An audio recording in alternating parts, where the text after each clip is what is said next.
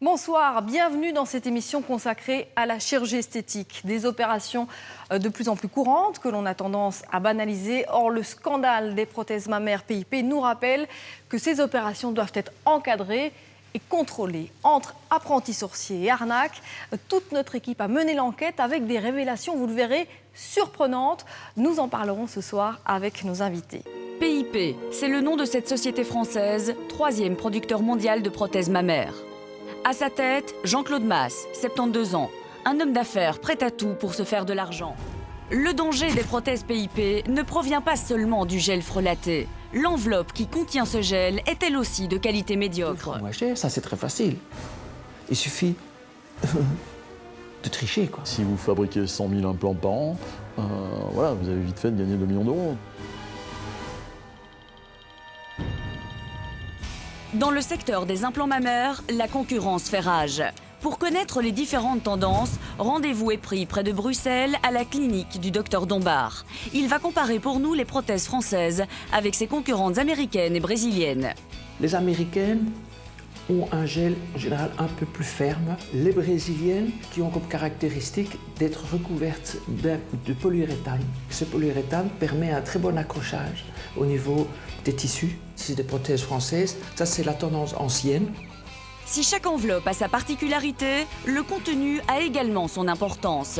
Deux tendances s'affrontent en la matière. Dombard, les enveloppes remplies de sérum physiologique ne sont pas les plus réussies sur le plan esthétique. Le gros désavantage, c'est qu'elle peut se dégonfler, donne un aspect peut-être un peu plus gonflé, puisque c'est sous pression. L'avantage du gel, c'est qu'on peut lui donner une forme prédéterminée qui va déjà donner une forme au sein. C'est pour cette raison que le Dr Dombard place essentiellement des prothèses contenant du gel de silicone. Le fait d'avoir mes implants anatomiques permet d'avoir la forme bien projetée. Il faut attendre évidemment que ça dégonfle, c'est bien. Texture, forme, sérum ou silicone, à chaque prothèse sa spécificité. Malgré tout, les producteurs de prothèses mammaires doivent se battre face à une concurrence de plus en plus féroce. Docteur, on aimerait bien que vous placiez nos prothèses. Et si vous l'acceptez, fin de l'année, vous aurez un petit voyage gratuit. Mais pour s'assurer une place en or sur le marché des prothèses mammaires, la firme PIP est allée plus loin que ses concurrentes. Elle n'a pas hésité à réduire ses prix. Pour avoir un produit qui veut avoir plus de ventes, il doit avoir deux caractéristiques. Ou il est 2 fois meilleur, ou il est 2 fois moins cher.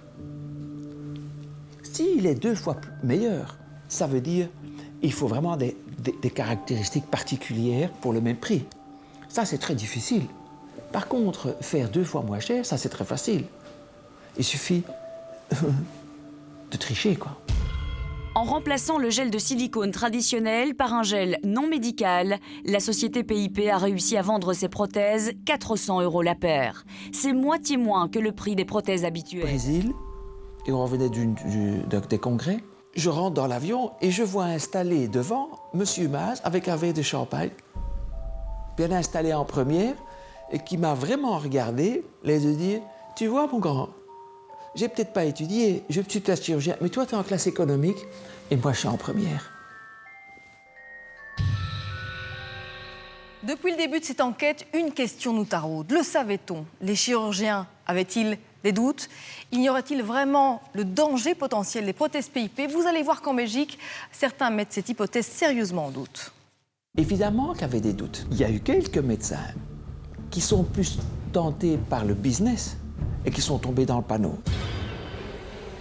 Depuis que le scandale PIP a éclaté, plusieurs ex-employés de la firme française sont sortis de l'ombre pour se confier dans la presse.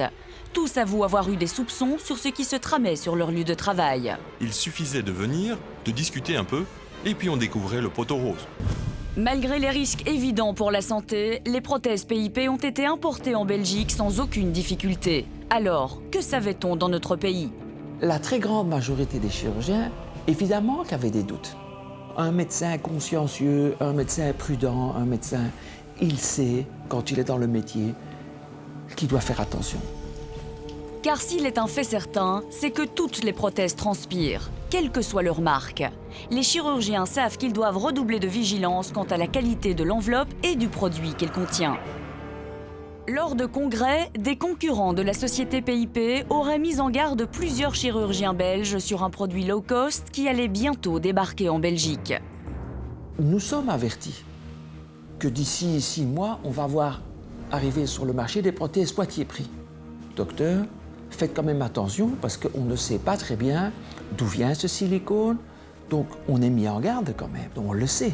Le monde médical belge se retranche aussi derrière la certification CE. Les prothèses PIP étaient certifiées conformes et pouvaient circuler librement dans toute l'Union européenne. Pour la plupart des chirurgiens, c'était un gage de qualité. Il y a une logique instinctive qui vous fait dire c'est trop beau, c'est pas normal, il y a quelque chose de bizarre. Attendons, voyons qu'est-ce qui se passe. Ne regardons pas le prix, regardons la qualité. Difficile de contrôler tous les médecins et tous les produits qui arrivent sur le marché, parce qu'il y en a beaucoup. Quelle est la meilleure garantie pour le patient? Qu'est-il en mesure d'exiger, tout budget confondu? Bien. La première chose, c'est d'abord de s'assurer que le praticien a les titres et la compétence nécessaires pour poser l'acte qu'il va poser. Et donc, je pense que le message qui est important de faire passer aux femmes et aux hommes qui décident de passer par l'esthétique médicale, c'est de ne pas faire confiance au départ. Je dirais la médecine est comme une autre profession. Il y a des gens qui travaillent bien, des gens qui travaillent mal. Et donc il y a aussi de très bonnes cliniques privées, hyper performantes, hyper équipées. Et il y a aussi malheureusement de mauvaises cliniques privées qui, par exemple, emploient des médecins étrangers qu'ils payent moins cher. Et alors, quand la personne a un problème, elle n'aura aucun recours et elle se trouvera dans de grandes difficultés. S'informer, on le dit depuis le début de cette émission, c'est important. Merci beaucoup, Madame Tillmans, pour cette mise en garde. On le voit, le chemin est encore long pour réguler le secteur, surtout que sur Internet fleurit un marché très attractif. On peut commander tout et n'importe quoi, mais attention aux arnaques. Se faire injecter n'importe où, par n'importe qui, ne sera peut-être plus aussi facile. Mais pourra-t-on éviter de se faire injecter n'importe quoi? Rien n'est moins sûr, car le choix des produits est vaste. Si en Belgique, l'offre est relativement limitée, sur le marché noir, en revanche, tous les produits seraient disponibles. On y trouve notamment des contrefaçons de médicaments tels que le Botox. Ces produits beaucoup moins chers contiennent-ils vraiment de la toxine botulique? Si oui, son dosage est-il fiable? Et surtout, y a-t-il un risque de transmission de maladies graves?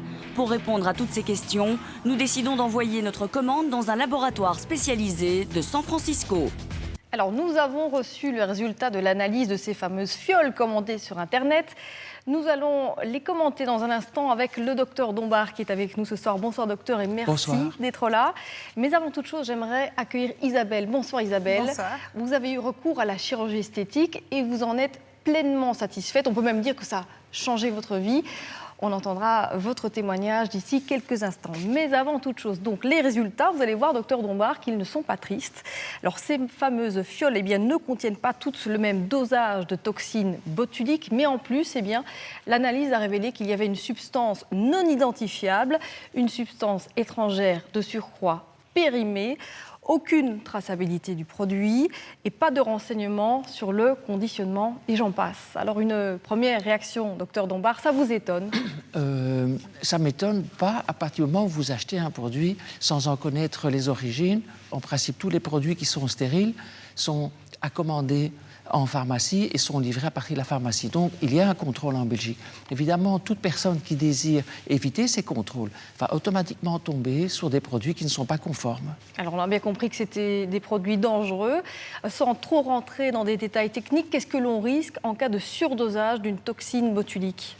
Si le produit est conforme, simplement que le muscle soit un peu plus paralysé que normal.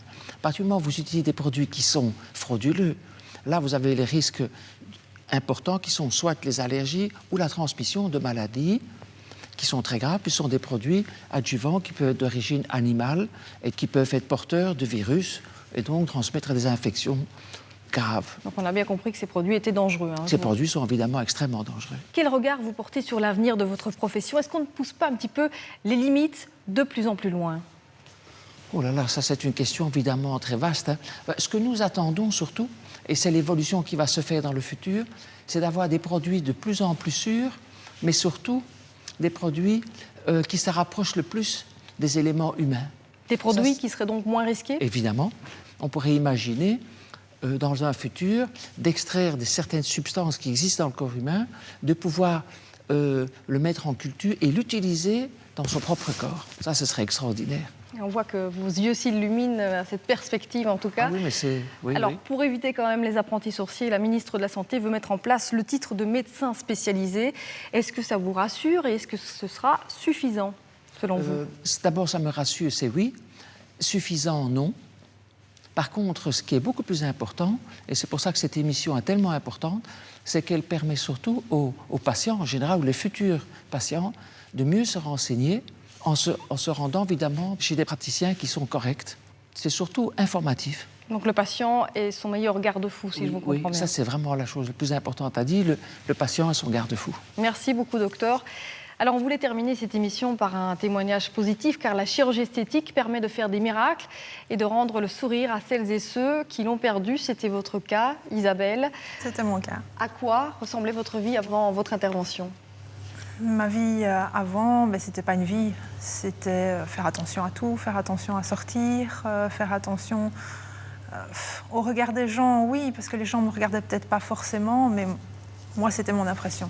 La communication était difficile, on va dire. J'allais pas vers les gens venaient vers moi, je prenais ça comme des agressions. Alors, pour se rendre compte à quoi ressemblait votre vie d'avant, je vous propose de vous replonger un petit peu en arrière. Ouf.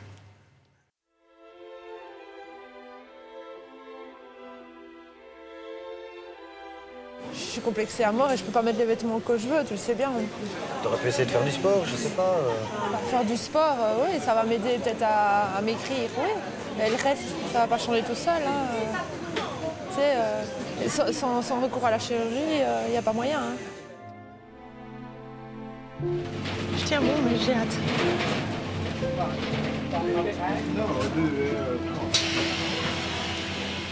Pourquoi c'est si dur?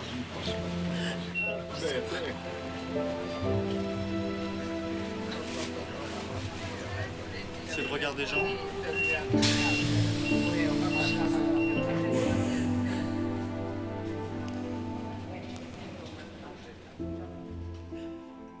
Isabelle, on vous sent très émue en revoyant ces images. On sent que la souffrance, malgré la chirurgie, est toujours un peu là.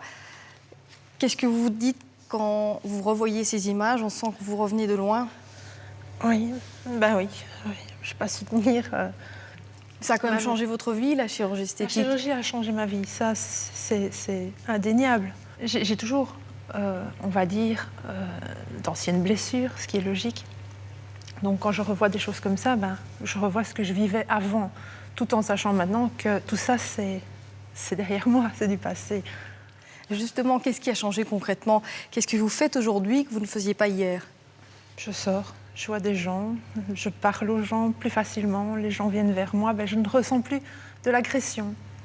C'est difficile de dire ce qui a changé. J'ai retrouvé une vie normale, on va dire. Avant, c'était pas normal, maintenant, j'ai une vie normale. Et qu'est-ce qui était le plus dur, hormis, on l'a vu, prendre le bus? Mais ce qui était dur, c'était le contact, tout simplement.